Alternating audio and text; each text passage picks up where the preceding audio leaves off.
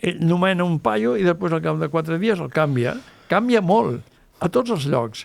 Secretari d'Estat, vull dir, és igual, els va canviant. Per què els va canviant? Bueno, perquè no havia preparat res, i clar, allò es diu prova i error, a veure si funciona.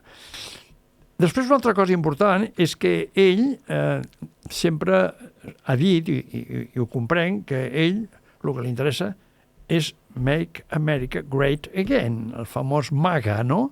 Llavors, com que li interessa això, ell internacionalment tampoc li interessa res. Però clar, es troba que als Estats Units té una posició internacional molt important. Llavors, què passa? A ell li costa incorporar tot això. Ara sembla que dius, mira aquest tio, ara se'n va aquí, ara se'n va a Malàsia, ara se'n va a Azerbaidjan, ara sí, però en aquell moment hi ha un percentatge molt... Li sobrava la política internacional. Absolutament. Perquè, a més, ell havia fet un missatge molt centrat. Molt, és que la idea és aquesta, Amèrica està fet una olla, perquè, clar, ell defensa... El seu discurs és apocalíptic, és l'Argamenon, és allò, se'n va a fer punyetes, i llavors jo el que dic... Populista.